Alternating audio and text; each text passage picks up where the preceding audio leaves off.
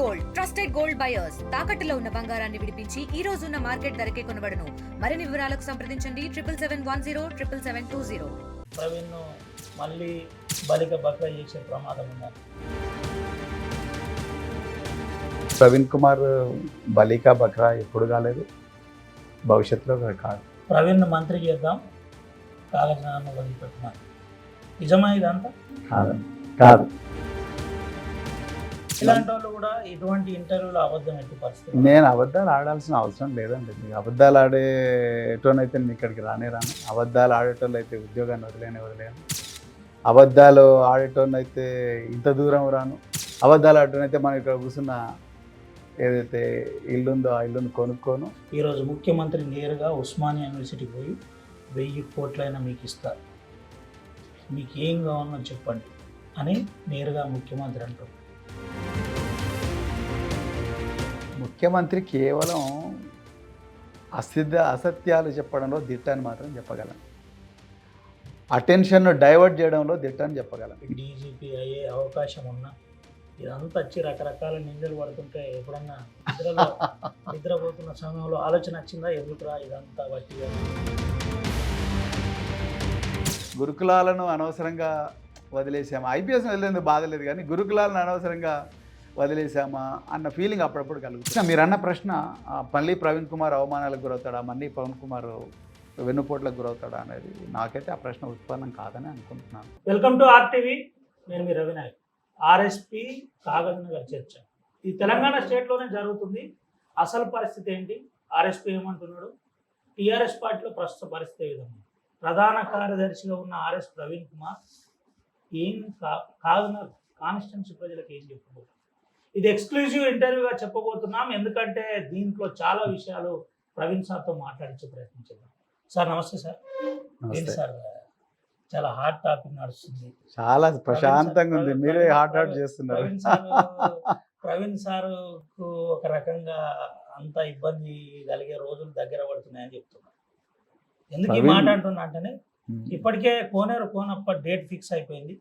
ప్రవీణ్ మళ్ళీ బలిక బక్రా చేసే ప్రమాదం ఉందని ఎట్లా చూడవచ్చు? ఎందుకు ఈ ప్రమాదం అంతా, ఈ ప్రచారం అంతా జరుగుతుంది?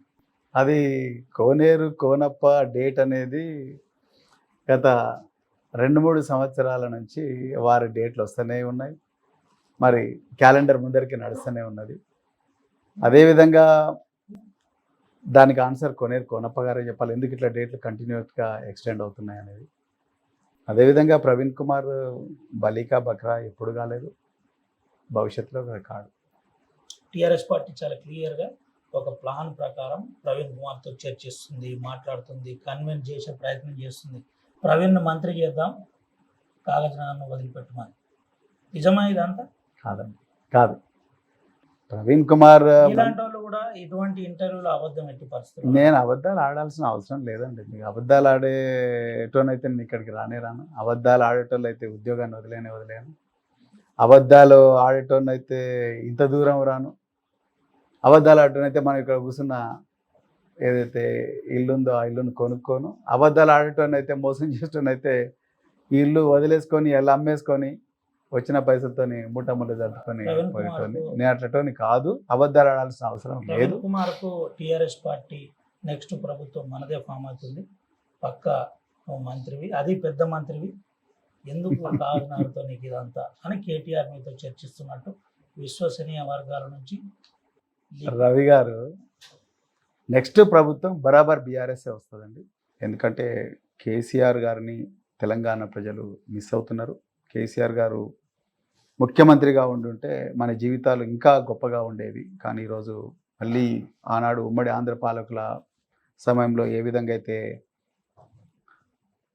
బాధలకు గురైనమో, వేదనకు గురైనమో, అణచివేతకు గురైనమో, అదే ఈరోజు మళ్ళీ జరుగుతూ ఉన్నది అనేది తెలంగాణలో ప్రతి ఇల్లు, ప్రతి తండా, ప్రతి పల్లె, ప్రతి గూడెం చర్చిస్తున్నది. అయితే వచ్చిన ఆ ప్రభుత్వంలో ప్రవీణ్ కుమార్ ఏ పాత్ర పోషిస్తాడనేది భవిష్యత్తు నిర్ణయిస్తుంది. అది ఇప్పుడే చెప్పడానికి రాదు, అది చెప్పడం కూడా కరెక్ట్ కాదు. సో ఎందుకంటే భవిష్యత్తు అప్పుడు ఆ రోజుల్లో ఉండే పరిస్థితులు ఏంటి, ఎట్లా గవర్నమెంట్ ఎవాల్వ్ అవుతుంది, దాంట్లో ఉండే రకరకాల సమీకరణాలు, రకరకాల అవసరాలు, ఆనాడు ప్రభుత్వం నెరవేర్చవలసిన హామీలు, అవన్నిటి మీద చర్చ జరిగి ఆ తర్వాతనే మినిస్టర్లు ఎవరెవరు ఉండాలి ఏందనేది మంత్రివర్గం అనేది కూర్పబట్టారు. అందుకొరకు దాని గురించి ఇప్పుడే చర్చ అనవసరం.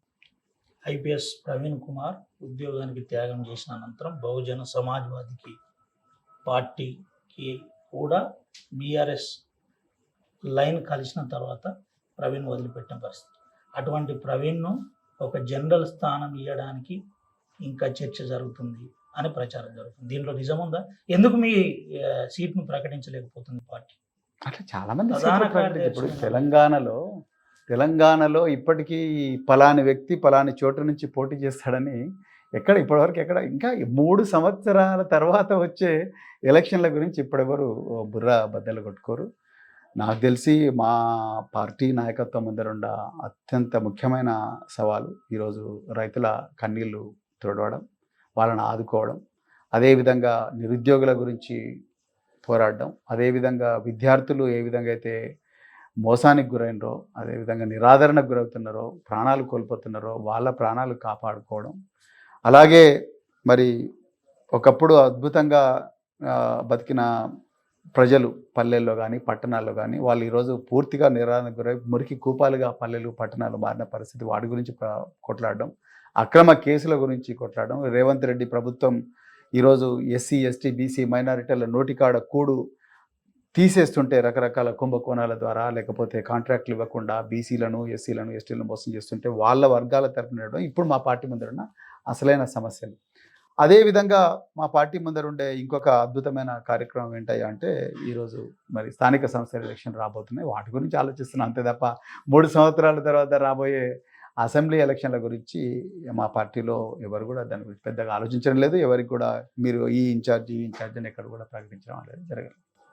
ఈ అంశం కాగజనగర్ అంశం మనం డిస్కషన్ చేసే ముందు ఒకసారి స్టేట్లోకి వెళ్దాం.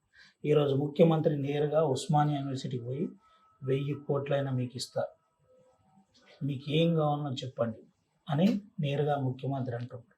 ఇప్పుడు ఎట్లా చూడవచ్చు? మీరైతే హార్వర్డ్ యూనివర్సిటీలో చదువుకున్న వ్యక్తిగా, రాజకీయాల గురించి మంచి పట్టున్న వ్యక్తిగా ఏం చెప్పబోతారు ఈ అంశంలో? ముఖ్యమంత్రి కేవలం అసత్యాలు చెప్పడంలో దిట్ట అని మాత్రం చెప్పగలను. అటెన్షన్ను డైవర్ట్ చేయడంలో దిట్ట అని చెప్పగలను. అదే ముఖ్యమంత్రి అదే ఉపన్యాసంలో ఇవ్వడానికి నా ఖజానాలో చిల్లిగా అవ్వలేదు, పంచడానికి నా దగ్గర భూములు లేవు, మీకు ఇవ్వాల్సిందంతా ఇవ్వగలిగిందంతా నేను విద్యనే అన్నాడు. రైట్. మరి అదే ముఖ్యమంత్రి చేవెళ్ళ డిక్లరేషన్లో ఎస్సీ ఎస్టీలకు 25%, కామారెడ్డి డిక్లరేషన్లో బీసీలకు 42% మీకు ప్రభుత్వ కాంట్రాక్ట్లో రిజర్వేషన్ ఇస్తా అన్నాడు. పిల్లలు చదువుకుంటారు, ఈ ముఖ్యమంత్రి ఉన్న చదువుకుంటాడు, ఇంకే ముఖ్యమంత్రి ఉన్నా పిల్లలు చదువుకుంటారు. అదేవిధంగా మీకు ఏమన్నాడు ఆయన, 1000 కోట్లు ఇచ్చి మీకు గొప్పగా విద్య నేర్పిస్తాడు. మరి ఎందుకు ఇంతవరకు young India 51 schools young India integrated residential schools అన్నాడు. ఇప్పుడు కేసీఆర్ గారు పెట్టిన 1000 గురుకులాలు కాదని నేను కొత్తగా 52 ఇంటిగ్రేటెడ్ గురుకులాలు తీసుకొస్తున్నాడు. ఆయన సొంత నియోజకవర్గంలో కూడా ఇప్పటికీ పునాది రాయలేకపోయాడు. 1.5 సంవత్సరం అవుతున్నది, 2 సంవత్సరాలు అవుతున్నది. మరి ఆయన 1000 కోట్లు ఇస్తామంటే ఎట్లా నమ్ముతున్నారు మీరు? కంచా గచ్చిబౌలిలో హైదరాబాద్ సెంట్రల్ యూనివర్సిటీ భూములను గుంజుకొని 10,000 కోట్ల రూపాయల లోను సీక్రెట్గా తెచ్చుకున్న రేవంత్ రెడ్డి విద్యకు 1000 కోట్లు ఇస్తారంటే ఎవరు నమ్ముతారు? విద్యార్థి భరోసా కింద 5 లక్షల రూపాయలు విద్యార్థులకు ఇస్తా, పిహెచ్డీలకు ఇస్తా, ₹1,00,000, 25,000 రూపాయలు, 30,000 రూపాయలు, 50,000 రూపాయలు మోసం చెప్పి ఇంతవరకు ఒక్క పైసా ఇవ్వని రేవంత్ రెడ్డి ఎట్లా విద్యకు 1000 కోట్లు ఇస్తా అంటే ఎవరు నమ్ముతారు? సో రేవంత్ రెడ్డి మాటలు నీటి మూటలు, ఆయనతోని ఏమీ కాదు. ఆయన కేవలం అసత్యాలను అట్లా అన్నిటి కూడా అంగట్లో పెట్టి అమ్ముతా ఉన్నాడు తప్ప ఇంకొకటి కాదు. నిజానికి ఆయన మరి విద్యార్థులు చదువుకుంటారండి, మీకు ఇచ్చే కేవలం చదివే అన్నాడు. మరి ఎందుకు కొడంగల్ నారాయణపేట టెండర్స్ పొంగులేటి శ్రీనివాసరెడ్డి, దాని తర్వాత మెగా కృష్ణారెడ్డికి ఇచ్చిండు? బీసీలు ఎక్కడ పోయిండు? బీసీలు లేరు అక్కడ? బీసీ విద్యార్థులకు ఇవ్వచ్చుగా. అదేవిధంగా 4th సిటీ అని కడుతున్నాడు ఆయన. 4th సిటీ అని దానికి 6 లేన్ రోడ్ వేపిస్తామని చెప్పి ఆంధ్ర ప్రాంతం నుంచి ఒక బీజేపీ ఎంపీని తీసుకొచ్చి ఆయనకు 4,000 కోట్ల టెండర్ ఇచ్చిండు. మరి దాంట్లో అక్కడ ఎస్సీ ఎస్టీ బీసీలు దొరకలేదు ఆయనకు, రైట్? కోడిగుడ్లు, పిల్లలకిచ్చే కోడిగుడ్లను కూడా వదులుతలేరు కాంగ్రెస్ వాళ్ళు. కేసీఆర్ గారు ఉన్నప్పుడు ఎస్సీ ఎస్టీలకు బీసీలకు రిజర్వేషన్ ఉండేది టెండర్ ప్రాసెస్లో, కానీ ఈరోజు రిజర్వేషన్ తీసేసిండ్రు. ఉస్మానియా యూనివర్సిటీ వేదికగా ఇంత పచ్చి అబద్ధాలు ఎట్లా చెప్పగలిగిన ముఖ్యమంత్రి? అదేవిధంగా కోడిగుడ్లు మొత్తం కూడా ఆధిపత్య వర్గాలకు ఇచ్చేసి పెద్ద పెద్ద లక్షలు, 2 లక్షలు, 3 లక్షల కోళ్ళ ఫామ్స్ ఉన్న వాళ్ళకి ఇచ్చేసిండు. ప్రొవిజన్ టెండర్లు కేసీఆర్ గారు ఉన్నప్పుడు ప్రతి ఊర్లో కూడా చిన్న చిన్న వాళ్ళు వ్యాపారం చేసుకుంటే వాళ్ళు ఏ వర్గానికి చెందిన వాళ్ళు వ్యాపారం ద్వారా బతకాలనుకున్న వాళ్ళు సంవత్సరానికి 1 లక్ష రూపాయలు సంపాదించుకుంటారు, సంవత్సరానికి 1 లక్ష రూపాయలు సంపాదించుకున్న వాళ్ళు. కానీ ఇలా 20,000 మంది వీళ్ళు చేయబట్టి రోడ్డు మీద పడ్డారు. ఆయన ఏం చెప్పదలుచుకున్నాడు ఈ ప్రపంచానికి? ఉస్మానియా యూనివర్సిటీ వేదిక ఇంకోటి ఘోరమైన పని ఏం చేసిండు? ప్రశ్నించే విద్యార్థి నాయకులందరినీ ఒకరోజు రాత్రే మూసేసిండ్రు, అరెస్ట్ చేసి మొత్తం కూడా బ్యారికేడ్స్ పెట్టి ఒక్కడే వచ్చి మాట్లాడిపోయాడు. ఎవరితో మాట్లాడాడు? ఉస్మానియా యూనివర్సిటీ వైస్ ఛాన్సలర్ ఎవరు? కుమార్ అంట, ప్రొఫెసర్ కుమార్ అంట. మేము మొట్టమొదటిసారి ఒక దళితుడిని వైస్ ఛాన్సలర్ చేసినాడు. ఒక వైస్ ఛాన్సలర్ దళితుడని ఎట్లా అంటావా నువ్వు? ఒక వైస్ ఛాన్సలర్ ఒక మేధావి అయితేనే ఆ స్థాయికి వస్తాడు. ఆయన పిహెచ్డీలు చేసి డాక్టర్ కుమార్ అని పేరు పెట్టుకుంటాడు. ఆయన దళితుడు కాబట్టి నేను వైస్ ఛాన్సలర్ చేసిన అని ఒక ఆచార్యులకే ఆచార్యుడైన ఒక వైస్ ఛాన్సలర్ను, ఒక మేధావైన వైస్ ఛాన్సలర్ను పట్టపగలే నువ్వు దళితుడు కాబట్టి నీకు వైస్ ఛాన్సలర్ ఇచ్చినావు అంటే నువ్వు అంటే నీకు మేధస్సు ఉండొచ్చు కాక, కానీ నీ కులం చూసే నేను నీకు వైస్ ఛాన్సలర్ ఇచ్చిన. అవసరమానండి? నిజంగా ముఖ్యమంత్రి గారు అక్కడ ఒక నిరక్షరాస్యుడిగా, అజ్ఞానిగా మాట్లాడిందని నాకు అనిపిస్తున్నది. ఇది నేను చెప్పాలనుకుంటున్నాను. ఏంటి సార్ కాళేశ్వరం ప్రాజెక్టు పొంగిపోలేదు, బాంబులు పెట్టింది? చాలా మంచి ప్రశ్న. ప్రవీణ్ కుమార్ లాంటి వ్యక్తి కూడా అడిషనల్ డీజీ స్థాయి చేసిండు. ఇంత పెద్ద వ్యవస్థ ఉంది, ఇంతమంది పోలీస్ ఆఫీసర్లు, ఏంటి నిజమైంది అంతా ఏంటి అసలు? నేనైతే ఒక సీనియర్ పోలీస్ ఆఫీసర్గా ఎన్నో బాంబ్లాస్ట్ను ఇన్వెస్టిగేట్ చేసిన అనుభవం ఉన్న వ్యక్తిగా, వాటి గురించి అంతో కొంత తెలిసిన వ్యక్తిగా నేను అక్కడ తప్పకుండా పేలుడు జరిగిందని బలంగా నమ్ముతున్నాను. నేను ఏదో రాత్రి కలబడి పొద్దునొచ్చి చెప్పలే, ఉబుసుపోకగా చెప్పలే, లేకపోతే ఇంకెవరి మీద అభాండాలు లేడని చెప్పలే. అక్టోబర్ 21, 2023 సాయంత్రం 6:30 రవికాంత్ అనే ఒక అసిస్టెంట్ ఎగ్జిక్యూటివ్ ఇంజనీరు నేను డ్యూటీలో ఉండగా పెద్ద ఎత్తున శబ్దాలు వినిపించినాయి. అక్కడ పోయి చూస్తే ఒక పిల్లరు కుంగిపోయినది, అది కుంగిపోయినది రోడ్డు. దీని వెనక ఎవరో అసాంఘిక శక్తులు ఉన్నారు అని చెప్పి 21వ తారీఖు నాడు పోలీస్ స్టేషన్లో కంప్లైంట్ ఇస్తే 22వ తారీఖు నాడు 174/2023 ఆఫ్ మాదేవ్ పోలీస్ స్టేషన్ ఎఫ్ఐఆర్ అయింది. ఒక పెద్ద ఎత్తున శబ్దాలు వచ్చినాయి. అదేవిధంగా అగంతకులు ఉన్నారు అని ఎఫ్ఐఆర్లో ఉన్నప్పుడు మొట్టమొదట పోలీసు వాళ్ళు చేయాల్సింది దాన్ని నేరస్థలంగా పరిగణించాలి. నేరస్థలంగా పరిగణించి ఆ నేరస్థలాన్ని సీజ్ చేయాలి. సీజ్ చేసి పెద్ద ఎత్తున బందోబస్తు పెట్టాలి. డాగ్ స్క్వాడ్ను పిలిపించాలి, బాంబ్ డిస్పోజల్ స్క్వాడ్ను పిలిపించాలి, క్లూస్ టీమ్ను పిలిపించాలి, ఎక్స్ప్లోజివ్ నిపుణులు ఎవరు ఉంటే వాళ్ళందరినీ పిలిపించాలి. నీళ్ళన్నీ విత్డ్రా చేసిన అంటే మొత్తం వదిలేసిన వాళ్ళందరినీ నీళ్ళ పిల్లర్ల దగ్గరికి మొత్తం కూడా శాంపుల్స్ సేకరించాలి. ఇవేవి జరగలేదు. ఆ 2 పేపర్లు ఉన్నాయి ఆ ఎఫ్ఐఆర్లు ఇప్పటికి కూడా. నేను పోలీస్ ఆఫీసర్తో మాట్లాడుతూ చెప్పిన. కాళేశ్వరం ప్రాజెక్టులో మేడిగడ్డ బ్యారేజ్ అనేది ఏదైతే ఉందో అది 3 నుంచి 4,000 కోట్లతో కట్టింది. ఆ బ్యారేజ్ 500 సంవత్సరాల్లో అత్యంత ఎక్కువగా వరదలు ఎప్పుడైతే వచ్చినాయో 1986లో వచ్చిన వరదల్లో ఉధృతిని దృష్టిలో పెట్టుకొని దాని పునాదులు వేసింది. కరెక్ట్. కానీ 2022వ సంవత్సరంలో ఆ 1986 కన్నా ఎక్కువ వర్షం వచ్చింది. 29 లక్షల క్యూసెక్ల వరద నీరు ప్రవహించింది. కానీ మేడిగడ్డ బ్యారేజ్ చెక్కు జరగలేదు. 2023లో జూలై నెలలో 28 లక్షల క్యూసెక్ల వరద నీరు ప్రవహించింది. మేడిగడ్డ బ్యారేజ్కి ఏం కాలేదు. అదే 2023లో కేవలం 20,000 క్యూసెక్లు, నేను 28 లక్షలు ఎక్కడ 20,000 అనుకోండి, 28 లక్షల క్యూసెక్కుల వరద నీరు చేరుతున్నప్పుడు 5 నుంచి 2 గేట్లు మాత్రమే ఓపెన్ అయ్యి కేవలం 10,000 క్యూసెక్ల ప్రవాహం జరుగుతున్నప్పుడు ఒక్క పిల్లర్ మాత్రమే కుంగిపోతుంది. మీరు ఇప్పుడు ఈ బిల్డింగు సడన్గా కుంగిపోతే శబ్దాలు రావు, సైలెంట్గా కుంగిపోతుంది. కానీ పెద్ద ఎత్తున శబ్దాలు వచ్చి కుంగిపోయింది. అది కూడా ఒక పిల్లర్కు నిలువుగా ఎప్పుడు క్రాక్ రాదు, నిలువున క్రాక్ రాదు. కానీ నిలువుగా క్రాక్ వచ్చిందంటే ఎవరో అసాంఘిక శక్తులు కంట్రోల్డ్ ఎక్స్ప్లోజన్ అనే ఒక టెక్నిక్ వాడి పగుళ్ళు వచ్చేటట్టుగా ప్రభుత్వాన్ని బదనాం చేసేటట్టుగా కుట్ర చేసిండ్రు అనే అనుమానం నాకున్నది. ఆ రోజు పోలీసు వాళ్ళు అక్కడ కాల్ డీటెయిల్స్, ఆ కాళేశ్వరం మేడిగడ్డ ఏరియాలో ఏవేవి కాల్ డీటెయిల్స్ ఉన్నాయనే డంప్ అంటాం పోలీస్ లాంగ్వేజ్లో, టెక్నికల్ సిడిఆర్స్ మొత్తం కూడా ఆ రోజు లక్షల కాల్స్ సిడిఆర్స్ తీసుకొని హైదరాబాద్లో కాళేశ్వరం మీద విషం కక్కుతున్న వ్యక్తుల సిడిఆర్లు తీసుకొని 2 మ్యాచ్ చేసి ఉంటే అసలు దొంగ దొరికేవాడు. ఆ రోజు నుంచి ఈ రోజు వరకు చేయలేదు. National dam safety authority Uttarakhand, సిక్కింలో ప్రాజెక్టులు కొట్టుకొని పోతే కూడా అదే నెలలో, జూన్ నెలలో పోతే అదే సంవత్సరంలో అక్కడికి పోని నేషనల్ డ్యామ్ సేఫ్టీ అథారిటీ ఆగ మేఘాల మీద కిషన్ రెడ్డి లెటర్ రాగానే, బన్సా నుంచి లెటర్ రాగానే ఉరికొచ్చిండ్రు. ఉరికొచ్చి ఎస్ ఇది ఈ స్వతంత్ర భారతదేశంలో ఇంతకన్నా ఘోరమైన విపత్తు లేదని అన్నారు. అందుకొరకే నేను ఒక పార్టీ జనరల్ సెక్రటరీ కన్నా ఒక మాజీ పోలీస్ అధికారిగా 10 మంది 20 మంది ఎక్స్పర్ట్స్తో మాట్లాడి నేను ఆ కంక్లూజన్కి వచ్చిన. నేను అదే చెప్పిన, మీకు నిజంగా ఎఫ్ఐఆర్ను ఇన్వెస్ట్ చేసి ఉంటే ఇట్లా చేయాల్సి ఉండే, ఇట్లా చేయకుండా ఇంకా వేరే విధంగా ఎట్లా చేస్తారు అనేదే నేను చెప్పిన. నిజంగా పిల్లలు కూలిపోతే అన్ని పిల్లర్లు కూలిపోవాలి, ఒకటే పిల్లర్, అది కూడా ఏమాత్రం ప్రవాహం లేనప్పుడు ఎట్లా కూలిపోతుంది, ఎట్లా కుంగిపోతుంది. సో అన్ని పిల్లర్లు పోవాలి. అదేవిధంగా మరి సుందిల్లా అన్నారం బ్యారేజీలో కూడా ఇలాంటి కుంగిపోవడం జరగాలి, అక్కడ జరగలేదు. ఎంతో అద్భుతంగా మరి కట్టిన ప్రాజెక్టు ఒక్క పిల్లరు కుంగిపోతేనే దీంట్లో ఏదో జరిగింది అన్న అనుమానం నాకు ఇప్పటికి కూడా బలంగా ఉంది. ఆ దిశలో పోలీస్ ఇన్వెస్టిగేషన్ జరగలేదు. అది పీసీ ఘోష్ కమిషన్ వేసింది. పీసీ ఘోష్ కమిషన్ ఎక్కడ కూడా ఈ ఎఫ్ఐఆర్ గురించి ప్రస్తావించలేదు. అదే అడగబోతుంది. అంటే మేడిగడ్డ ప్రాజెక్టు ఒకవేళ కనుక నిజంగానే బ్లాస్టింగ్ చేస్తే యాష్ మార్కులు కావచ్చు, మీరు అన్నట్టు ఎక్స్ప్లోజివ్ మార్క్స్ కావచ్చు, ఇవన్నీ అప్పుడు ముఖ్యమంత్రిగా కేసీఆరే ఉండే. ఎందుకు ఇదంతా జరగలేదు?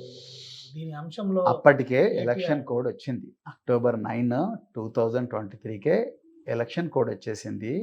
ఎలక్షన్ కోడ్ వచ్చినప్పుడు ప్రభుత్వం అంతా కూడా చీఫ్ ఎలక్టరల్ ఆఫీసర్ కంట్రోల్లో ఉంటుంది, ముఖ్యమంత్రి కంట్రోల్లో ఉండదు. ముఖ్యమంత్రి ఏ చర్య తీసుకున్నా కూడా ఆ చర్య మీద కంటిన్యూస్గా రివ్యూలు జరుగుతాయి. అందుకొరకే చీఫ్ ఎలక్టరల్ ఆఫీసర్ అప్పుడు ఎవరున్నారో ఆయన అడగాలి ఈ ప్రశ్న. ఆయన ఎందుకు ఆ నిర్ణయం తీసుకోవాలి? చీఫ్ సెక్రటరీ ఆ నిర్ణయం తీసుకోవాలి, లేకపోతే గవర్నర్ ఎవరో నిర్ణయం తీసుకోవాలి.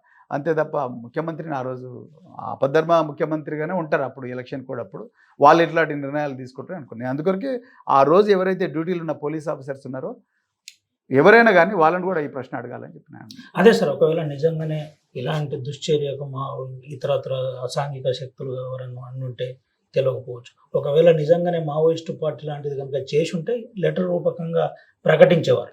ఏంటి ఎట్లా చూడవచ్చు? దీంట్లో రాజకీయ పార్టీల హస్తమే ఉందనుకుంటున్నారా, లేకుంటే నేనైతే బలంగా రాజకీయ పార్టీల హస్తం, ఏ రాజకీయ పార్టీ అని చెప్పేదానికన్నా కూడా కాళేశ్వరం నుంచి ఇంతకుముందు ఎంతైతే విషం కక్కుతున్నారో ఆ విషం కక్కే పార్టీల పాత్ర గురించి కూడా తీవ్రంగా పరిశోధించాలి. ఈ కాల్డిట్ అనాలిసిస్ కావచ్చు, ఇంకేదైనా కావచ్చు, టెక్నికల్ ఎవిడెన్స్ అంతా తీసుకొని పరిశోధిస్తే తప్పకుండా ఏదో ఒక ఫలితం వస్తుందని నేను అయితే అనుకుంటున్నాను. అది ఆషామాషిగా జరిగిన వ్యవహారం అయితే కాదు, అట్లా అంత ఈజీ కూడా కాదు. ఇదంతా కూడా కేసీఆర్, హరీష్ రావు, కేటీఆర్, ప్రవీణ్ లాంటి వాళ్ళతో ఇంజెక్ట్ చేపిస్తే చదువుకున్నాడు, కొద్దిగా బ్రాడ్గా ఉంటాడు అని వెనకాల అంతా చేస్తున్నారని ఒక ప్రచారం అది ప్రచారం మాత్రమే, కానీ అది వాస్తవం కాదండి. వాళ్ళు నాకు ఎప్పుడు కూడా చెప్పలేదు. కానీ నేను పీసీ ఘోష్ కమిషన్ మీకు అసలు ఐడియా ఎందుకు వచ్చిందనే దానికి, పీసీ ఘోష్ కమిషన్ వేసిన తర్వాత దాని టర్మ్స్ ఆఫ్ రెఫరెన్స్ చూస్తే వాళ్ళు ఎంతసేపు దీని వెనక అవినీతి ఉన్నది, దీని వెనక వాళ్ళు ఉన్నారు, వీళ్ళు ఉన్నారు, టుమిడియట్లో ఉండాల్సింది మేడిగడ్డకి ఎట్లా వచ్చింది, దీని వెనక పెద్ద ఎత్తున జరిగింది, మీరు గవర్నమెంట్ ఆఫ్ ఇండియా నుంచి ఏమేమి తీసుకొచ్చిండ్రు పర్మిషన్లు, దాని వెనక అవినీతి ఉంది, అవన్నీ మాట్లాడుతున్నారు. కానీ అసలు ఈ ఒక్క పిల్లర్ ఎందుకు కుంగిపోయింది అనే దాని గురించి ఎందుకు మాట్లాడతలేరని నేను రివర్స్ ఇన్వెస్టిగేషన్ మొదలుపెట్టిన. ఒక పోలీస్ ఆఫీసర్గా నాకుండే అలవాటు ప్రకారం రివర్స్ ఇన్వెస్టిగేషన్ మొదలు పెడితే నాకు అర్థమైంది ఈ విషయం. అంతే తప్ప నాకు కేసీఆర్ గారు, లేకపోతే కేటీఆర్ గారు, హరీష్ రావు గారు నాకు ఈ విధంగా మాట్లాడమని చెప్పలేదు.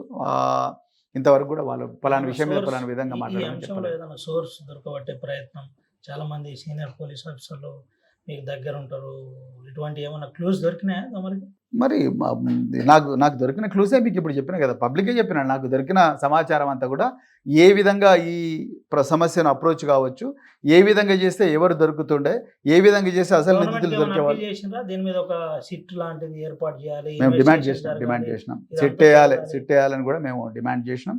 మరి గవర్నమెంట్ అయితే ఆ మూడ్లో ఉన్నట్టుగా నాకు అనిపించలేదు. వాళ్ళు ఎంతసేపు సిట్టు అనవసరమైన విషయాల మీద మాత్రమే సిట్టులు వేసి ఇబ్బంది పెడుతున్నారు తప్ప నిజంగా ప్రజలకు పనికొచ్చే విషయాల మీద సిట్టు వేస్తున్నారని అయితే నేను అనుకోవడం లేదు. ఇంకొకటి ఏంటంటే రవి గారు, మీరు ఈ ప్రశ్న అడిగారు కాబట్టి చెప్తున్నా, దీని వెనుక ఆంధ్రప్రదేశ్కు ప్రజలకు తెలవకుండానే ప్రయోజనాలు చేకూర్చే ఒక కుట్ర జరుగుతుందని నాకు అనిపిస్తుంది. లేకపోతే మేడిగడ్డను రిపేర్ చేయడం కోసం ఎంత టైం పడుతుందండి? ఒక బ్లాక్ 7 పిల్లర్లు ఉన్నాయి, 7 పిల్లర్లను రిపేర్ చేయడం ఒక సంవత్సరం కష్టపడితే సరిపోతుంది. కానీ ఇంతవరకు దానికి ఒక్క రూపాయి పైస కూడా శాంక్షన్ చేయకపోవడం అనేది పలు అనుమానాలకు నాకు తావిస్తున్నది. అంటే బనకచెర్ల ఏదైతే ఉన్నదో ఆ బనకచెర్ల ప్రాజెక్టులో మనకు రావాల్సిన కోటా అంతా కూడా బనకచెర్లలో కట్టుకొని పోలవరం నుంచి బనకచెర్లకు ఒక లింక్ వేసి ఆ బనకచెర్ల రిజర్వాయర్లో ఈ నీటంతా పెట్టుకొని వాళ్ళంతా పెట్టుకున్న తర్వాత రేపు పొద్దున మళ్ళీ తెలంగాణలో మా ప్రాజెక్టులు మేము కట్టుకుంటామంటే మా నీళ్లు మేము వాడుకుంటాం కదా మిగులు జలాలని, మీరు ఎట్లా కట్టుకుంటారు అని ఆనాడు మహారాష్ట్ర ఎట్లయితే మన బాబ్లీ లాంటి ప్రాజెక్టు కట్టి తర్వాత వాళ్ళు ఏ విధంగా అయితే మనకి ఇబ్బంది పెట్టినరో అదే విధంగా ఆంధ్రప్రదేశ్ కూడా రాబోయే రోజులు ఇబ్బంది పెడుతుంది. కానీ ఈరోజు ముఖ్యమంత్రి ప్రేక్షక పాత్ర వహిస్తున్నాడు. అందుకొరకే ఈ కాళేశ్వరం రిపేర్ చేయకుండా ముఖ్యమంత్రి కేవలం ప్రేక్షక పాత్ర వహిస్తూ అందరు జనాల అటెన్షన్ డైవర్ట్ చేస్తూ ఎంతసేపు కాళేశ్వరాన్ని కూలేశ్వరం అని రకరకాల అపవాదులు వేస్తున్నారు. ఇదంతా కూడా ఒక ప్లాన్ ప్రకారము ఆంధ్రప్రదేశ్లో ఉండే పెట్టుబడిదారులంతా కూడా రేవంత్ రెడ్డిని తమ ఏజెంట్గా వాడుకొని చేస్తున్నారన్న బలమైన అనుమానం నాకు. మీ దగ్గర లీగల్ టీం ఉంది, ఈ అన్ని ఆధారాలతోటి ఒక హైకోర్టులో రిట్ వేసి ఒక మంచి ఎంక్వైరీ కమిషన్ చేయాలని ఇటువంటి ప్రయత్నాలు ఏమైనా జరిగినాయా మీ పార్టీ నుండి? ప్రయత్నాల గురించి ఆలోచిస్తున్నాం. మేము ముందైతే ఒక డిమాండ్ అయితే చేసినాం. రాబోయే రోజుల్లో ఇవన్నీ కూడా తప్పకుండా చేస్తాం. ఏంది ఎట్లుంది కేటీఆర్ కవిత ఇదంతా ఏంది సార్? అసలు ఏం జరుగుతుంది టీఆర్ఎస్ పార్టీలో? మీరు వరుసగా కేటీఆర్ గారిని కలుస్తున్నారు, ఈ చర్చ కూడా నచ్చిందా? లేదండి, రాలేదు. చాలా మంది మిత్రులు, అన్న కావచ్చు, అక్క చాలా మంది మిత్రులు ఈ ప్రశ్న అడిగినారు. నిజానికి పార్టీలో నేను ఇంతకుముందే చెప్పిన రవి గారు, పార్టీలో కవిత గారి గురించి లేకపోతే ఇంకా రకరకాల అనవసరమైన విషయాల గురించి చర్చ జరగడం లేదు. మేము ఎప్పుడు కేటీఆర్ గారిని కలిసినా మన సంస్థను ఏ విధంగా బలోపేతం చేయాలి, ప్రజల లోపలికి ఇంకా ఏ విధంగా చొచ్చుకొని పోవాలి, తర్వాత మనకు ఏ విధమైన అంశాలు రేపు రాబోయే రోజుల్లో పార్టీకి బాగా పనికొస్తాయి, తర్వాత పార్టీ వ్యూహము ఎత్తుగడ ఏ విధంగా ఉండాలి, వాటి గురించి ఆలోచించినాం. అదేవిధంగా తెలంగాణను ఈ బీజేపీ మరియు కాంగ్రెస్ల కూటమి ఏదైతే ఉందో ఆ కూటమి నుంచి ఏ విధంగా రక్షించుకోవాలి అన్న దాని మీదనే పార్టీలో చర్చ జరుగుతుంది తప్ప కవిత గారి మీద తర్వాత ఇంకెవరైనా వ్యక్తులు ఎవరైనా మాట్లాడుతుంటే పార్టీ లైన్ కాకుండా వేరే లైన్ ప్రకారం మాట్లాడుతుంటే వాళ్ళ మీద ఎక్కడ కూడా చర్చలు అయితే జరగలేదు నాకు తెలిసి. ఇంటలెక్చువల్గా ఉన్న ప్రవీణ్ కుమార్ ఎవరెస్ట్ లాంటి వ్యక్తిని టీఆర్ఎస్ పార్టీ నిర్వీర్యం చేసేసింది, ఒక జోకర్ను చేస్తుంది, రకరకాల మీడియా సమావేశాలు పెట్టిస్తుంది. అందరూ వరుసగా బహుజనులు, ఇతరులు, వాళ్ళు వీళ్ళందరూ ఇష్టానుసారంగా కామెంట్స్ పెడుతుంది. ఎప్పుడైనా బాధ అనిపించిందా? కామెంట్స్ పెట్టడం నేను బీఎస్పీ ఉన్నప్పుడు కూడా పెట్టిండ్రు రవి గారు. నేను బీఎస్పీలో ఉన్నప్పుడు కూడా నా మీద కామెంట్స్ పెట్టిండ్రు. నేను గురుకులాలకు సెక్రటరీగా ఐపీఎస్ను వదిలి ఒక బంజారా సామాజిక వర్గంలో ఎక్కడో మారుమూల తండలో పుట్టి పెరిగిన బిడ్డ 13 సంవత్సరాల వయసులో ఆమె చేతిలో త్రివర్ణ పతాకం పెట్టి బాబాసాహెబ్ అంబేద్కర్ గారి బొమ్మ పెట్టి ఆమెను ఇంకొక అబ్బాయిని ఎవరెస్ట్ పంపించినప్పుడు కూడా అదే కామెంట్ చేసిండ్రు. నేను పిల్లలకి ఇంగ్లీష్ మీడియంలో చదువు చెప్పించినప్పుడు అదే కామెంట్ చేసిండ్రు. అదేవిధంగా నేను పిల్లలను విదేశాలకు పంపిస్తే కూడా అదే కామెంట్ చేసిండ్రు. నేను పిల్లలకు కేసీఆర్ గారిని కన్విన్స్ చేసి ఒక 600 గురుకుల పాఠశాలను తీసుకొచ్చి పిల్లలకి ఎస్సీ ఎస్టీ బీసీ పిల్లలకు వచ్చే ప్రయత్నం చేస్తే దాని మీద కామెంట్ చేసిండ్రు. 12వ తరగతి అయితేనే పిల్లలందరూ కూడా పెళ్ళిళ్ళు చేసుకుంటున్నారు, ఆ పిల్లలు పెద్ద ఎత్తున చదువుకోవాలి, అమ్మాయిలు చిన్నతనంలోనే తల్లులు కావడం ఏంటి, వాళ్ళకు కూడా కొన్ని కళలు ఉంటాయి కదా అని చెప్పి వాళ్ళకు డిగ్రీ కాలేజీలు పెట్టిస్తే వాటి మీద కూడా కామెంట్ చేసిండ్రు. సో మత మార్పిడి చేయిస్తున్నారని కామెంట్ చేసిండ్రు, హిందూ వ్యతిరేకని కామెంట్ చేసిండ్రు, రకరకాల కామెంట్లు చేసిండ్రు. ఇవన్నీ నాకు అలవాటైపోయినాయి. నేను లక్ష్యం అంతా ఒకటే, ఈ పేదరికానికి గురైన ప్రజలు, అనాదిగా వివక్షకు గురైన ప్రజలు, అనాదిగా అణచివేతకు గురైన ప్రజలు, వాళ్ళు ఏ కులానికి చెందిన వాళ్ళైనా వాళ్ళందరినీ కూడా సమానంగా తీసుకురావాలి, రాజ్యాంగ ఫలాలు వాళ్ళకి అందించేటట్టు చూడాలనే లక్ష్యం కోసమే నేను రాజకీయాల్లోకి వచ్చిన. సో అది కొరకు నేను ఆ రోజు రాజకీయాల్లోకి వచ్చిన తర్వాత బీఎస్పీలో చేరితే కూడా బీఆర్ఎస్ బీ టీం అని అప్పుడు అన్నారు, రైట్. ఇప్పుడు అధికారంలో ఉన్న కాంగ్రెస్ కాదని నేను కేసీఆర్ గారి వెంట నడుస్తే తెలంగాణ బాగుపడుతుందని చెప్పేసి, తెలంగాణలో అన్ని వర్గాల ప్రజలకు న్యాయం జరుగుతుందని చెప్పొస్తే అప్పుడు కూడా నా మీద 500 కోట్లు తీసుకొని బీఆర్ఎస్లో జాయిన్ అని నిందలేసిండ్రు. సో ఇవన్నీ కూడా నేను చూస్తాను. నేను తర్వాత నేను ప్రభుత్వం ప్రతిక్షణం ప్రశ్నిస్తూ కూడా నా మీద మళ్ళీ 500 కోట్లు గురుకులాల్లో తిన్నాడు ప్రవీణ్ కుమార్ అదే అన్నారు. అడగబోతున్నా. ప్రవీణ్ కుమార్ వల్లనే గురుకులాల్లో ఫుడ్ పాయిజన్ అంశం. అదే నేనే మళ్ళీ ముందుకు వచ్చి నేనే ప్రవీణ్ విషాహారం కుమార్ పెట్టి, చేస్తున్న- నేనే అన్నం వండి Yes. గిన్నెలన్నీ తీసుకుపోయి పిల్లలకు గంటె పెట్టి విషయం తినిపిస్తున్నా అని చెప్పేసి కూడా నా మీద ప్రచారం చేసిండ్రు. ఇప్పుడు కూడా ప్రచారం చేస్తున్నారు, ప్రతి చోట కూడా ప్రచారం చేస్తున్నారు. అవన్నీ నేను రేవంత్ రెడ్డి గారికి ఒకటే ఛాలెంజ్ చేసిన, నీ దగ్గర 1,00,000 మంది పోలీసులు ఉన్నారు, సిఐడి ఉన్నది, ఇంటెలిజెన్స్ ఉన్నది, విజిలెన్స్ ఉన్నది, వాళ్ళందరినీ మా ఇల్లు అడ్రస్ ఇదే 3-8 కోసిని కాగజ్నగర్ ఉన్నాయి, హైదరాబాద్లో ఉంటే హైదరాబాద్ అడ్రస్, ఎక్కడ ఉంటే అక్కడ మా ఇంటికి వచ్చి చూడండి, 100 సీసీటీవీ కెమెరాలు మా ఇంట్లో పెట్టు, నేను ఫుల్ యాక్సెస్ ఇస్తాను కూడా రేవంత్ రెడ్డి గారికి చెప్పింది. కానీ ఆయన కేవలం ఈరోజు ఉస్మాన్ యూనివర్సిటీలో ఏం మాట్లాడిందో అవే అసత్యాలు, అబద్ధాలు, బూతులు, బాతులు. చుట్టూ సెక్యూరిటీ AK-47తో కాపుల, అటువంటి ఉద్యోగాన్ని వదిలిపెట్టి లగ్జరీ జీవితాన్ని వదిలిపెట్టి డీజీపీ అయ్యే అవకాశం ఉన్నా ఇదంతా వచ్చి రకరకాల నిందలు పడుతుంటే ఎప్పుడన్నా నిద్రపోతున్న సమయంలో ఆలోచన వచ్చిందా, ఎందుకురా ఇదంతా వట్టిగా మనం ఇదంతా చేసినాము? మనసుకు నచ్చిన పని చేస్తున్నారైతే ఆనందంగా ఉంది. కానీ మీరు అన్నట్టుగా అప్పుడప్పుడు గురుకులాలను అనవసరంగా వదిలేసామా, ఐపీఎస్ వదిలేందుకు బాధ లేదు, కానీ గురుకులాలను అనవసరంగా వదిలేసామా అన్న ఫీలింగ్ అప్పుడప్పుడు కలుగుతుంటుంది. ఈ రాజకీయాల్లో ఇవన్నీ తిట్టడము, ఇక రకరకాల ఉదాహరణకు ఆంధ్రజ్యోతి లాంటి దినపత్రికలు ఏం సార్ నా పదే మీద పదే ఒక మీడియాలో అబండాలు ఒక అబండాలు వేయడము, ఇవన్నీ కూడా చూస్తుంటే ఒక్కోసారి ఇవన్నీ కామన్ అనిపిస్తుంది. ఫస్ట్లో కొంత ఇబ్బంది అయినప్పటికీ కూడా ఇవన్నీ కామన్ అనిపిస్తుంది. కాకపోతే గురుకులాలు వదిలేసినందుకు ఒక్కొక్కసారి బాధ అనిపిస్తుంది.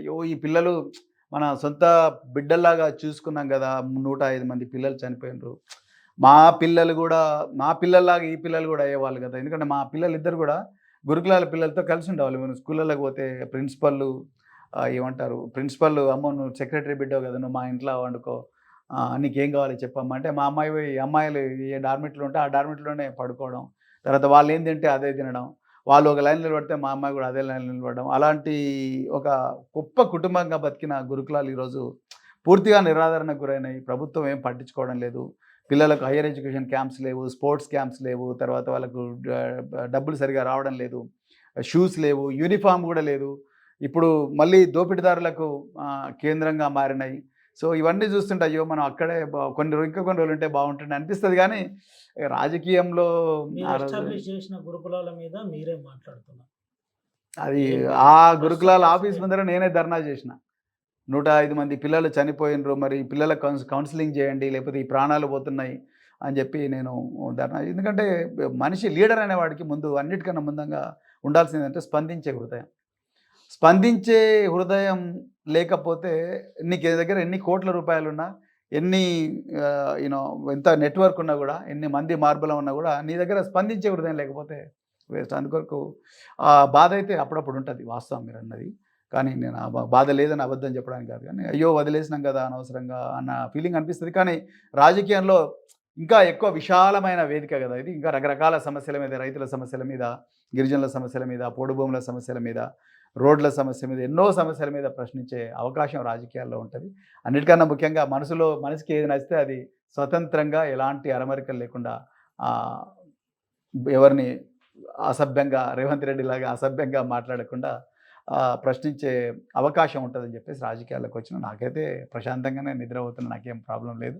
కానీ అప్పుడప్పుడు ఈ బాధలు, ప్రజల బాధలను చూసినప్పుడు, ఉదాహరణకు దీన్‌దర్ రైతులు 400 కిలోమీటర్లు నడుచుకుంటూ పోతుంటే వర్గాల్లో వాళ్ళని కలిశాను. నాకు కళ్ళలో నీళ్ళు వచ్చినాయండి.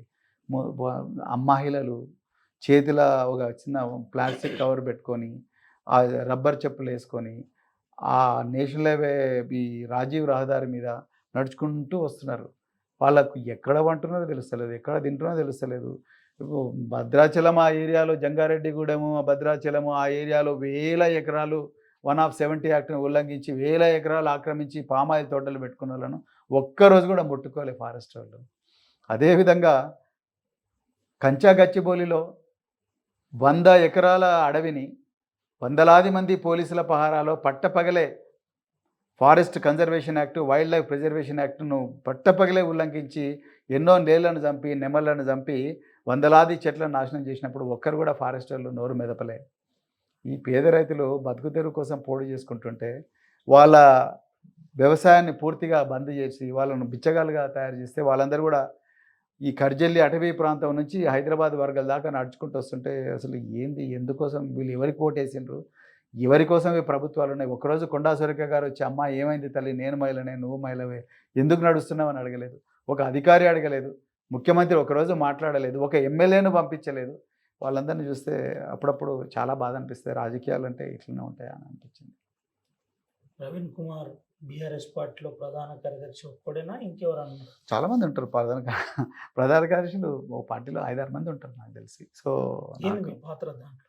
ఇంకా పాత్ర అనేది పార్టీని బలోపేతం చేయడం, అదేవిధంగా పార్టీ ఇంకా రకరకాల కార్యక్రమాలు ఇస్తూ ఉంటుంది. విద్యార్థుల సమస్యల గురించి పోరాడమని చెప్తుంది, కొంత రీసెర్చ్ చేయాల్సి ఉంటుంది.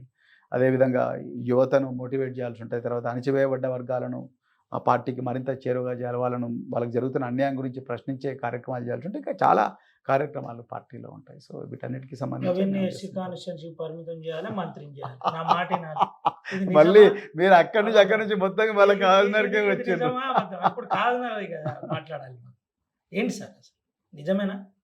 కాదండి, కాదు. సిర్పూర్ కాదు. కాన్స్టిట్యున్సీ నుంచి మీరు పోటీ చేస్తున్నారా లేదా? నేను చెప్పిన కదండి, నేను ఆల్రెడీ నందినగర్లో ఆ నివాసం నుంచే చెప్పిన, నేను సిర్పూరు కాగజ్ నగర్ నుంచే పోటీ చేస్తున్నాను. నేను మా పార్టీ అగ్రనాయకత్వాన్ని, మా వ్యవస్థాపకులు పెద్దలు కేసీఆర్ గారిని, అదేవిధంగా వర్కింగ్ ప్రెసిడెంట్ కేటీఆర్ గారిని, వాళ్ళిద్దరిని తప్పకుండా నేను ఒప్పించి తప్పకుండా సిర్పూరు అసెంబ్లీ నియోజకవర్గం నుంచే పోటీ చేస్తాను అని నేను ఆల్రెడీ చెప్పడం జరిగింది. మళ్ళీ మీకు కూడా చెప్తున్నాను. దయచేసి కోనప్ప గారికి కూడా ఈ విషయం తెలిసినట్టుగా మీరు చెప్పండి.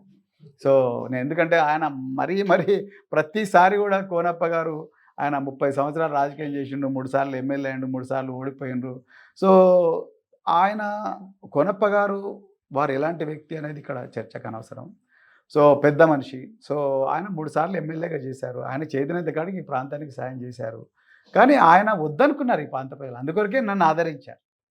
నా కులం చూడలేదు, నా మతం చూడలేదు, నేను ఎక్కడ పుట్టినా చూడలేదు. నన్ను సొంత బిడ్డగా కాపాడుకున్నది ఈ గడ్డ. ఈ ప్రజలందరూ కూడా నన్ను సొంత బిడ్డ చూసుకున్నారు. వాళ్ళు నా లోపల ఎందుకో ఒక మంచి మనిషిని చూసిండ్రు. ఈయన మా ఎంబడి ఉంటాడు, ఈయన మమ్మల్ని గౌరవిస్తాడు, మమ్మల్ని మనుషులుగా చూస్తాడు, మా ముందర డ్రామాలు చేయడు, మా నోటికాడు కూడా తీసుకోడు, మమ్మల్ని అణిచివేయడు, మా మీద అక్రమంగా కేసులు పెట్టే వ్యక్తి కాదు, మమ్మల్ని గౌరవిస్తారు సార్. నా కులం చూడలే వాళ్ళు. కానీ ఈయన ఒక గొప్ప హోదాను వదులుకొని రాజకీయాల్లోకి వచ్చిండని చూసిండు. సో అలాంటి వ్యక్తులు నా వెనక నిలబడ్డారు కాబట్టి నేను ఎవడో తెలియకుండా నేను ఈ జనరల్ కాన్స్టిట్యూన్సీ నాకు 45,000 ఓట్లు వేసిండ్రు ఈ ప్రజలు. ఆ 45,000 ఓట్లు మెజారిటీ ఓట్లు కోనప్ప గారికి పోయే ఓట్లే అవి ఒకప్పుడు. కానీ ఆయన విధానాలు నచ్చక, వాళ్ళ కుటుంబ విధానాలు నచ్చక, ఇలా మీరు ఒక వీడియో సర్క్యులేట్ అవుతుంది, మీరు విన్నారో లేదో, ఒక కోనప్ప గారి పుత్రుడు వంశీ అంటే ఆయన పేరు, నేను ఎప్పుడు చూడలేదు ఆయన. సో ఆయన ఒక బీఆర్ఎస్ కార్యకర్తను బిడ్డ అని ఘోరమైన భాషలో మేము ఆందోళన కావచ్చు కానీ మీకు గుణపాఠం నేర్పి తంతం చేస్తాం, మీ అది చేస్తామని దుర్భాషణ అంతా. ఆ మాట నేను ఇక్కడ మాట్లాడలేను.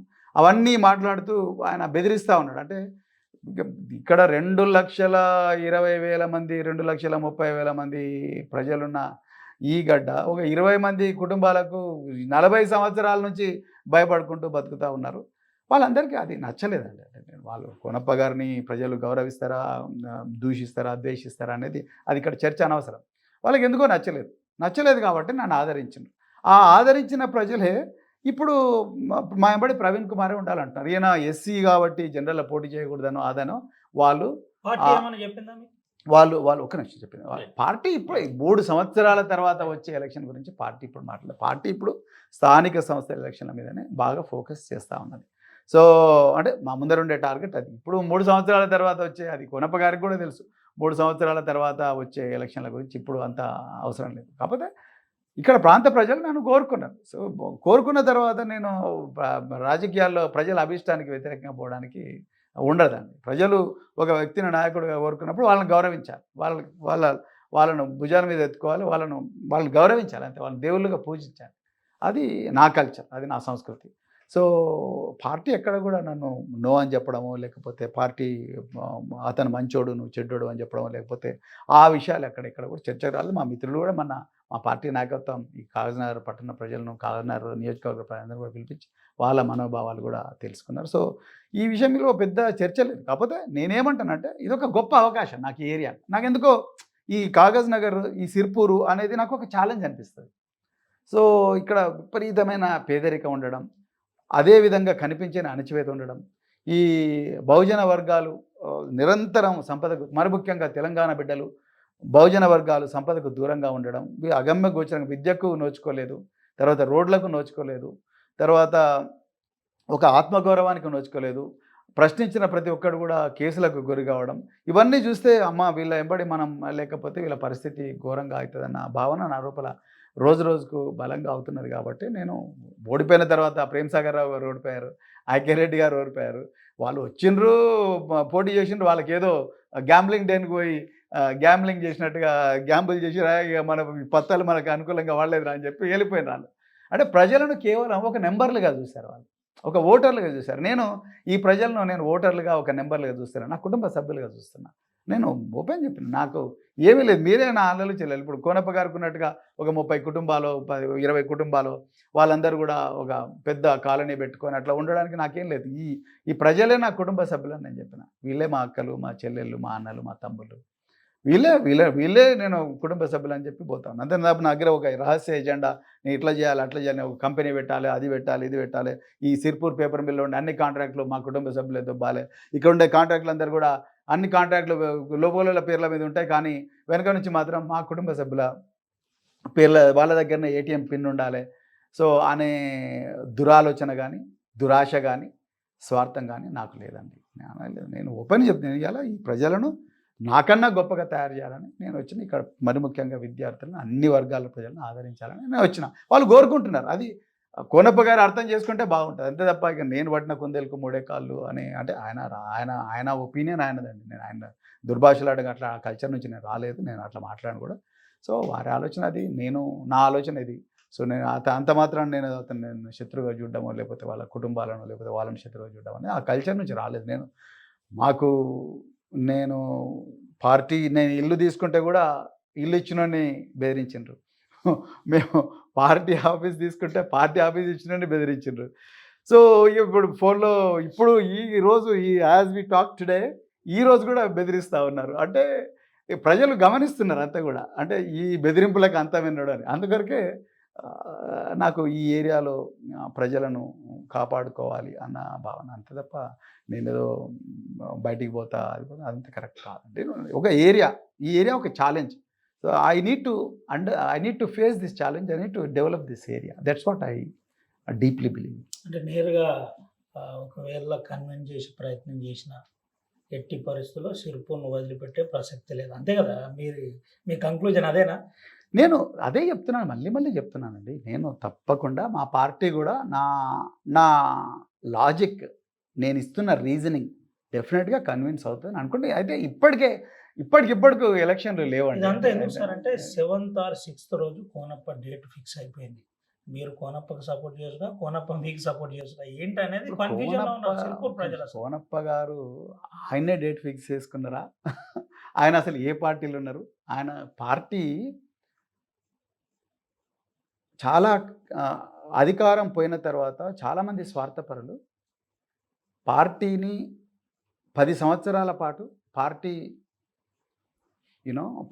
అధికారంలో ఉన్నప్పుడు దాని ఫలాలు అనుభవించిన వ్యక్తులు, మంత్రి పదవులు అనుభవించిన వ్యక్తులు, ఎక్కడో ఉన్నవాళ్ళు డిప్యూటీ సీఎం అయిన హోదాలు, ఎక్కడో ఉన్నవాళ్ళు 2 సార్లు మినిస్టర్ అయిన హోదా నుంచి వచ్చిన వ్యక్తులు పార్టీ ఒక్కసారిగా అధికారం వరకు స్వార్థం కోసం ఒక్కసారి కాంగ్రెస్ వైపు పోయాను. నేను అప్పటికి బీఆర్ఎస్లో జాయిన్ అవ్వలేదు. నేను బీఎస్పీ అధ్యక్షుడిగా ఉండి కేసీఆర్ గారితో చర్చలు జరపడానికి పోయిన వెంటనే అప్పటి వరకు అతని కోసం వెయిట్ చేస్తున్న కోనప్ప గారు అదేవిధంగా ఐకే రెడ్డి వీళ్ళందరూ కలిసి పార్టీని వదిలిపెట్టి వెళ్ళిపోయారు. కాంగ్రెస్లో పరిస్థితి ఇప్పుడు గడ్డుగా ఉన్నది, కాంగ్రెస్ పరిస్థితి అగమ్య గోచరంగా ఉన్నది కాబట్టి అయ్యో మళ్ళీ ప్రజలందరూ కూడా బీఆర్ఎస్ వైపు బీఆర్ఎస్ఏ కావాలి అని అంటున్నారు కాబట్టి ఇక్కడైతే మనకు మళ్ళీ అవకాశం వస్తుంది అని ఏదైనా పడిగా కాళ్ళ మీద పడైనా ఏళ్ళ మీద పడైనా మనం మళ్ళీ ఈ పార్టీలకు వద్దాము అన్న ఆలోచన ఏదైతే ఉందో ఆ ఆలోచన మీద పార్టీకి స్పష్టమైన అభిప్రాయం ఉన్నది, ప్రజలందరూ గమనిస్తున్నారు. ఇప్పుడు వెన్నుపోటు పొడిచి ఆయన్నే ఈరోజు వస్తా ముహూర్తం కూడా ఫిక్స్ అయిపోయింది చూసుకుంటే ఆయన్నే అడగాలి ముహూర్తం ఎవరు పెట్టిండ్రు ఏంటనేది ఆ ప్రశ్నకు నా దగ్గర సమాధానం. కేటీఆర్ మీదిక్కున్నాడు కానీ ఇక్కడున్న కోవలక్ష్మితో పాటు జోగు రామన్న కావచ్చు, అటు జగదీష్ రెడ్డి కావచ్చు, ఆల్రెడీ కోనప్పని కల్పించి మాట్లాడు చర్చలు అన్నీ అయిపోయినాయని ఫుల్ క్లారిటీలో ఉన్నారు వాళ్ళు. మీరు వాళ్ళనే అడగాలి. మీరు చెప్పిన ముగ్గురు వ్యక్తులు కోవలక్ష్మి గారు కానీ, జోగు రామన్న గారు కానీ, జగదీష్ రెడ్డి కానీ వాళ్ళనే మీరు ఈ ప్రశ్న అడగాలి. నాకైతే తెలియదు రవి గారు, నా దృష్టిలో అయితే లేదు. నా దృష్టిలో లేని అంశాన్ని, నాకు తెలియని అంశాన్ని నేను దానికి సమాధానం ఇవ్వాలి. నేను ఎందుకు చెప్తున్నా సార్ అంటే ఇప్పటికే చాలా రకాల అవమానాలు పడుతూ ముందుకు వస్తున్న మీరు మరోసారి ఏదన్నా ప్రమాదం ఉంటే ప్రజల ముందు చెప్తే. నాకు అలాంటి ప్రశ్న ఉత్పన్నం కాదని అనుకుంటున్నాను. నేను పార్టీలోకి వచ్చినప్పుడు కండిషనల్గా రాలేదు. అంటే నాకు ఇది ఇస్తేనే నేను వస్తాను పార్టీలోకి. నాకు ఈ వేదిక మంచిగా అనిపించింది. ఇది ఒక లౌకిక వేదిక. నేను బీఎస్పీ అగ్రనాయకత్వం అన్నాడు విపరీతమైన కన్ఫ్యూజన్కి గురయ్యి బీజేపీ చెప్పు చేతల్లో ఉన్నట్టుగా వచ్చినప్పుడు నేను ఆ పరిస్థితి భరించలేక, ఆ చిత్రవద భరించలేక నేను పార్టీ నుంచి బయటకు వచ్చినప్పుడు నేను అంత బీఎస్పీలో ఉన్నప్పుడే కేసీఆర్ గారితో ఉమ్మడి పోరాటం చేద్దాము, తర్వాత కూటమిగా పార్లమెంట్ ఎలక్షన్లో పోరాటం చేయాలని నిర్ణయం తీసుకున్నాం. బీఎస్పీ అగ్రనాయకత్వం దానికి ఒప్పుకున్నది. కానీ అదే బీఎస్పీ అగ్రనాయకత్వం సడన్గా కూటమి రద్దు చేసుకోమన్నప్పుడు నాకు ఇష్టం లేక నేను అప్పుడున్న వేదికల్లో కాంగ్రెస్ నుంచి నాకు చాలా ఆఫర్స్ వచ్చినప్పటికీ కూడా నేను ఆఫర్స్ కాదని నేను కేసీఆర్ గారి వైపు నడవాలనుకున్నాను. ఆ ప్రశ్న మీరన్న ప్రశ్న మళ్ళీ ప్రవీణ్ కుమార్ అవమానాలకు గురవుతాడా, మళ్ళీ పవన్ కుమార్ వెన్నుపోట్లకు గురవుతాడా అనేది నాకైతే ఆ ప్రశ్న ఉత్పన్నం కాదని అనుకుంటున్నాను. సో ఉత్పన్నం కాదని అనుకుంటున్నాను, మళ్ళీ చెప్తున్నా. ఎస్, ఈ కాన్స్టిట్యున్సీ నుంచి సుధాకర్ అనే మీ గురుకులాల్లో చదివిన వ్యక్తి యూపీపీఎస్సీలో రామ్టెంక్ సుధాకర్ మంచి ర్యాంక్ వచ్చింది.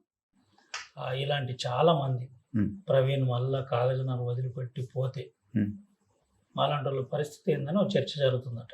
ఏం చెప్తారు వాళ్ళందరికీ మీరు? ఏమాత్రం భయపడాల్సిన అవసరం లేదు. ప్రవీణ్ కుమార్ ఎప్పుడు మేంబడే ఉంటాడు, ఎప్పుడు నిరంతరం చివరి శ్వాస వరకు కూడా మేంబడే ఉంటాడు. పక్క ఒకవేళ టికెట్ ఇవ్వకున్నా ఎండే ఉంటాడు. ప్రవీణ్ కుమార్ మేంబడే ఉంటాడు పక్క. ఏంటి సార్ ఒక 2 అంశాలు చెప్పి ముగించేద్దాం. ఆర్డర్లు ఇచ్చే ప్రవీణ్ కుమార్ ఐపీఎస్ రిటైర్డ్ అయిన తర్వాత మొన్న ఒక ధర్నాలో పోలీసు వాళ్ళు కాళ్ళు పట్టి విడుచుకుపోయి బండిలో వేసిన దృశ్యం ఏమనిపించింది మీకు అప్పుడు? ఇది మొదటిసారి కాదు, కానీ కొంచెం వింతగా ఉంటుంది. ఐ మీన్ వాళ్ళకు నన్ను గుంజే వాళ్ళకు కూడా ఇబ్బందిగానే ఉంటుంది, వాళ్ళ చేతిలో ఈడ్చుకుంటూ పోతుంటే నాకు కూడా ఇబ్బందిగానే ఉంటుంది. కానీ నేను ఏ లక్ష్యం కోసం పోరాడుతున్నా అన్న లక్ష్యం గుర్తున్నప్పుడు నాకు సాటిస్ఫాక్షన్ వస్తుంది. ఎందుకంటే నేను పోలీస్ ఆఫీసర్గా ఉంటే దీన రైతులకు న్యాయం చేసి ఉండేవాడిని కాదు, పోలీస్ ఆఫీసర్గా ఉంటే పోడు రైతులకు న్యాయం జరిగేది కాదు. యూనిఫామ్ వేసుకొని పైలు ఎవరు ఆర్డర్ ఇస్తే రేవంత్ రెడ్డి ఆర్డర్ ఇచ్చిండు, ఆ ప్రవీణ్ కుమార్ ఎవడ రోడ్డు మీద నుంచి తీసేసేయండి, ఏంది పోడు గీడు అంత రైతుల నడుస్తూనే ఉంటుంది అని ఆర్డర్ ఇస్తే వీళ్ళు వెంటనే వచ్చి తీసుకొని పోయిన తర్వాత సార్ మీరు దయచేసి ఏమనుకోకండి, మా డ్యూటీ మేము చేస్తున్నాం అంటే నేను కూడా చెప్పిన నా డ్యూటీ నేను చేస్తున్నా, మీరు కూడా ఏం బాధపడకండి, నేను ప్రజల కోసం పోరాడాలని యూనిఫామ్ పక్కకు పెట్టి తుపాకీ పక్కకు పెట్టి నేను రాజకీయాల్లోకి వచ్చిన. అందుకొరకు నాకు క్లారిటీ ఉన్నది. సో మీకు కూడా క్లారిటీ ఉన్నందుకు సంతోషం. సో పోలీస్ స్టేషన్లో కూర్చోబెట్టిండ్రు, సిఏ గారు మీరు నా రూమ్లో వచ్చి కూర్చోండి సార్ అన్నాడు. మీరు ఐపీఎస్ ఆఫీసర్ కదా సార్, మీరు వద్దండి, నేను అందరి ఖైదీలను ఎక్కడ కూర్చోబెడతారు అక్కడ కూర్చోబెట్టండి అన్నాను. అందరికీ ఏ పప్పన్న పెట్టినా మాకు కూడా కౌటాల నుంచి తీసుకొచ్చి అదే పేపర్ కాగితాల పొట్లాలు తీసుకొచ్చి అదే పప్పన్న పెట్టిండు, అదే తిన్నా.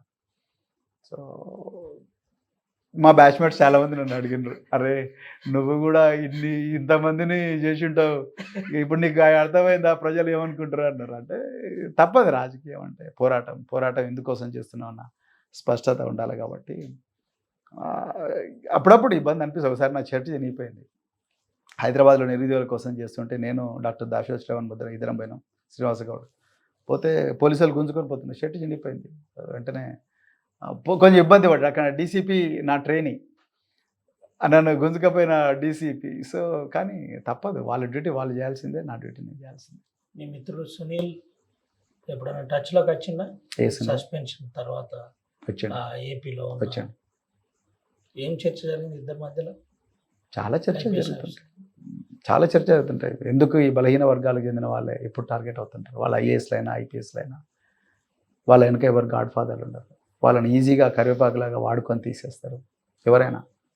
సో మన జాగ్రత్తలో మనం ఉండాలి. మన వర్గాల్లో ఇంకా చైతన్యం లేదు కాబట్టి ఈ మన అందరికి కూడా ఈ పరిస్థితి వస్తున్నది అనేది. అదే ఆధిపత్య వర్గాలు అయితే వాళ్ళు ఎక్కడున్నా కూడా వాళ్ళ సంపద వాళ్ళ కంట్రోల్లో ఉంటుంది. వాళ్ళ రాజకీయ నాయకులంతా కూడా పెద్ద పెద్ద రాజకీయ నాయకులు వాళ్ళే ఉంటారు కాబట్టి వాళ్ళని కాపాడుకుంటారు. కాపాడుకోలేరు అని చెప్తాను. ఇలా మీకు రాజస్థాన్ క్లియర్ ఎగ్జాంపుల్. రాజస్థాన్లో 16 మంది ఎస్సీ ఎస్టీ బీసీ మైనారిటీ వర్గాలకు చెందిన వాళ్ళు ఐఏఎస్లు ఉన్నప్పటికీ కూడా, అంటే ఐఏఎస్ హోదా వచ్చే అధికారులు ఉన్నప్పటికీ కూడా అందరూ 5 మందిని బ్రాహ్మణులకే గవర్నమెంట్ ఇచ్చింది. అంటే ఆ కులానికి వ్యతిరేకం కాదు నేను, but what I'm trying to say అంటే రాజ్యం అనేది ఎప్పుడు కూడా తన వర్గానికే సాయం చేసుకునే ప్రయత్నం చేస్తుంటుంది. సో ఆ సునీల్ కుమార్ బాధపడేది కూడా అదే. చుండూరులో శిక్ష పడకపోవడానికి, కారంచేడులో శిక్ష పడకపోవడానికి. అదేవిధంగా ఈరోజు ఎంతోమంది బీసీ ఎస్సీ వర్గాలకు చెందిన ఆఫీసర్లు ఎంత ఉన్నా కూడా వాళ్ళే జైళ్ళకు ఏసీబీ కేసుల్లో పోవడం, విజిలెన్స్ కేసుల్లో పోవడం. ఆయన చేసిన తప్పేంటండి? ఆయన పర్సనల్ డబ్బులతో ఆయన విదేశాలకు కుటుంబంతో సహా తిరగడానికి పోయిండు. పర్సనల్ డబ్బులు, గవర్నమెంట్ డబ్బులు తీసుకోలేదు. దానికి ఆయన తీసుకొని ఏమంటారు నువ్వు తప్పు చేసినావని చెప్పడం, అట్లా ఎంతమంది చేసేలేరు. బొచ్చెడు మంది దొరుకుతారు ఐఏఎస్ ఐపీఎస్. ఆయన ఎస్సీ వర్గానికి చెందినవాడు, ఆయన గురించి ఎవడు మాట్లాడాడు, రైట్? సో అందుకొరకు ఏం చేసినా నడుస్తుంది. అందుకొరకు ఆంధ్రజ్యోతి ఆయన మీద పెద్ద ఆర్టికల్ రోజు వేయడం, బ్యానర్ ఐటెం వేయడం అని చేస్తుంది. అది వేరే వాళ్ళ మీద వేస్తాడా? అంతే. యూరియా మీద ఏం చెప్తారు సార్ ఒక మాటలో? ఇది బీజేపీ కాంగ్రెస్ ఇద్దరు కలిసి ఆడుతున్న దోబుచ్చులాట. ఈ బ్లాక్ మార్కెట్ ఎవరైతే చేస్తున్నారో ఆ బ్లాక్ మార్కెట్ చేసే వ్యాపారస్తులకు పెద్ద ఎత్తున లాభం చేకూర్చడం కోసమే ఈ కొరత సృష్టించబడ్డది. లేకపోతే బీజేపీ వాళ్ళేమో మేము ఇచ్చినామంటున్నారు, కాంగ్రెస్ వాళ్ళేమో ఇవ్వలేదు అంటున్నారు, రైతులేమో ఏడుస్తూ ఉన్నారు. బ్లాక్ మార్కెట్లో దొరుకుతున్నది, రైతులు ఏడుస్తున్నారు కానీ బ్లాక్ మార్కెట్లో దొరుకుతున్నది. ఇవాళ నేను పొద్దున కూడా నేను గూడెంలో మాట్లాడినా, ఒక్కొక్క బస్తా 600 నుంచి 700 పోతున్నది. దొరకాల్సింది ఎన్ని రూపాయలకు? 275. ఎవరు తీసుకుంటున్నారు? ఇదంతా అందరికీ తెలుసు. ఈ కోడిగుడ్ల కుంభకోణం లాంటిదే, శనగల కుంభకోణం లాంటిదే. మార్కెట్లో 95 రూపాయల కిలో ఉన్న శనగలు రేవంత్ రెడ్డి ప్రభుత్వంలో 495 అవుతున్నాయి. అది ప్రభుత్వ కాంట్రాక్టులోనే. ఆ కాంట్రాక్టులు రావాలంటే నీకు 3 కోట్ల టర్నోవర్ ఉండాలి. పేదలు ఎట్లా వస్తారు? పోయిన సంవత్సరం కాటన్ ప్రొక్యూర్మెంట్లో కూడా అంతే. ఒక 15 రోజులు సర్వర్లు ఫెయిల్ అయినాయి. ఎవరి కోసం ఫెయిల్ అయినాయి? గ్రామీణ ప్రాంతాల్లో ఉండే, ఈ పట్టణ ప్రాంతాల్లో ఉండే పెద్ద పెద్ద వ్యాపారస్తులు, బీజేపీ చెప్పు చేతుల్లో ఉండే వ్యాపారస్తులు, వీళ్ళందరూ కూడా పెద్ద ఎత్తున డబ్బులు చేసుకుని, అరే సర్వర్ ఫెయిల్ అయిందిగా, ఇప్పుడు సీసీఐ కొనదు కదా, అందుకొరకు నువ్వు 5,000కే అమ్ము క్వింటల్. అట్లా 15 రోజులు క్వింటల్ 5,000కి తీసుకొని కోట్లాది రూపాయలు చేసుకున్నారు. 15 రోజులకు కానీ సర్వర్ రెస్టోర్ కాలే. ఎవరికి తెలియదండి ఇవన్నీ. ఈరోజు యూరియా కొరత కూడా అంతే. యూరియా నిజంగా గవర్నమెంట్ ఆఫ్ ఇండియా ఇచ్చిందంటే నువ్వు చూపి వేబిల్. నిజంగా వచ్చిందంటే నీ గోదాములలో ఎక్కడెక్కడ పెట్టిన చూపి, లోపల వంగనే వేబిల్ రాసుకుంటావు రిజిస్టర్లో, ఎక్కడ రిజిస్టర్ ప్రజలము గడబెట్టు ఉంటే మరి ఎక్కడ పోయింది? బ్లాక్ మార్కెట్లో దొరకద్దుగా. బ్లాక్ మార్కెట్లో దొరుకుతుంది అంటే ప్రజలకు, రైతులకు రావాల్సిన యూరియా బస్తాలన్నీ కూడా ఎక్కడో ఫర్టిలైజర్ షాపుల ద్వారా, రకరకాల షాపుల ద్వారా, పిఏసిఎస్ల ద్వారా దొంగ వ్యాపారస్తుల దగ్గరికి పోతున్నాయి. ఎక్కడ పోయిందండి విజిలెన్స్? మరి ఎక్కడ పోయింది పోలీసులు? ఎక్కడ పోయింది అగ్రికల్చర్ డిపార్ట్మెంట్? ఎందుకు పీడీ యాక్ట్ పెట్టలేరు వీళ్ళ మీద? ఒక్కరి మీద పెట్టింది ఇంతవరకు, ఒక్కరి మీద పెట్టలేదు. మళ్ళీ బీఆర్ఎస్ మీద ఏడుస్తారు. ఇది తప్పు. ఏం చెప్తారు సార్ ఆర్టీవీ ద్వారా ఈ కాన్స్టిట్యున్సీ ప్రజలతో పాటు తెలంగాణ రాష్ట్రంలో ఉన్న మీ అభిమానులు? ఎన్నోసార్లు చెప్పినా మళ్ళీ మళ్ళీ చెప్తున్నా, నేను రాజకీయాల్లోకి వచ్చింది ఆస్తులు పెద్ద ఎత్తున సంపాదించుకొని ఏదో లగ్జరీగా బతకడం కోసం రాలేదు. నేను ప్రజలకు నిస్వార్థంగా సేవ చేయడం కోసం వచ్చిన. అది అమాయకత్వం అనుకోండి, మూర్ఖత్వం అనుకోండి, ఇంకేమని అనుకోండి, నా నేచర్ ఇది. నేను అట్లనే చేస్తాను. సో ఎట్టి పరిస్థితుల్లో కూడా మీరు ఎవ్వరు కూడా ఆందోళనకు గురి కానక్కర్లేదు. సో నేను తప్పకుండా మీ వెంబడే ఉంటా. సేపూర్ కాగజ్ ఎస్, సిర్పూర్ కాగజ్ నగర్ ప్రజల వెంబడే ఉంటా. Right sir, thank you. Thank you. ఇదే పరిస్థితి Thank you. ప్రవీణ్ కుమార్ చాలా క్లియర్ గా సిర్పూర్ ప్రాంత ప్రజలతోటే ఉంటా అని చెప్తున్నాడు. దీంతో పాటు రాజకీయ స్వార్థం కోసం నేను రాలేదు, నేనేంటో ఒక డిజైన్ ప్రకారమే ఇదంతా నిర్మాణం చేసుకున్నా అని చెప్తున్న పరిస్థితి. ఒక ఐపీఎస్ ఆఫీసర్గా చాలాసార్లు నేను బాధపడ్డప్పటికీ నేను ఒక క్లారిటీలో ఉన్నా. నా లక్ష్యం ఎప్పుడు నెరవేరే విధంగానే నా ప్రయాణం ఉండబోతుందని చెబుతున్న పరిస్థితి. కాళేశ్వరం లాంటి కుంగిపోయిన అంశం అంతా కూడా ఏదో జరిగింది, దీనిపై సిట్ లాంటి దర్యాప్తు సంస్థను ఏర్పాటు చేయాలని చెప్పారు. దీంతోపాటు సిర్పూర్ కాగజ్ నగర్ అంశం చాలా క్లియర్ అండ్ కట్గా అటు కేసీఆర్ కావచ్చు, కేటీఆర్ కావచ్చు, ఇద్దరిని ఒప్పించిన తర్వాతనే సిర్పూర్ నుంచి నేను పోటీ చేస్తా, ఖచ్చితంగా వాళ్ళు కన్విన్స్ అవుతుందనే నమ్మకం నాకుందని ఆర్ఎస్పీ చెబుతున్న పరిస్థితి. దీంతోపాటు బలహీన వర్గాల ప్రజల అంశంలో నేను కట్టుబడి ఉన్నా, ఈ ప్రాంతంలో ఖచ్చితంగా నేను చివరి వరకు ఇక్కడే ఉంటా అని చెబుతున్న పరిస్థితి. నందినగర్లోనే నేను చెప్పాను సిర్పూర్ నుంచే పోటీ చేస్తానని, ఇప్పుడు మళ్ళీ కొత్తగా చెప్పేది ఏం లేదు. దీనిపై ఉస్మానియాలో ఈరోజు ముఖ్యమంత్రి చేసిన వ్యాఖ్యలు ఒక రకంగా హాస్యాస్పదంగా ఉన్నాయని చెప్తున్న పరిస్థితి. పలు కీలక అంశాలు ఆర్టీవీ ద్వారా ఈరోజు ఎక్స్క్లూజివ్గా మాట్లాడిన పరిస్థితి కనబడింది. సుమంతో, రవినాయక్, ఆర్టీవీ, ఆదిలాబాద్. తెలుగులో ఫాస్టెస్ట్ న్యూస్ యాప్ ఇప్పుడు కొత్త అవతారంలో 5 సెకండ్లోనే పూర్తి వార్తా సమాచారం మీ చేతిలో. సోషల్ మీడియా ట్రెండ్స్ మీ కళ్ళ ముందుకే live TV and voice search ఆప్షన్స్తో ఇప్పుడే డౌన్లోడ్ చేయండి. యాప్ లింక్ డిస్క్రిప్షన్లో ఉంది.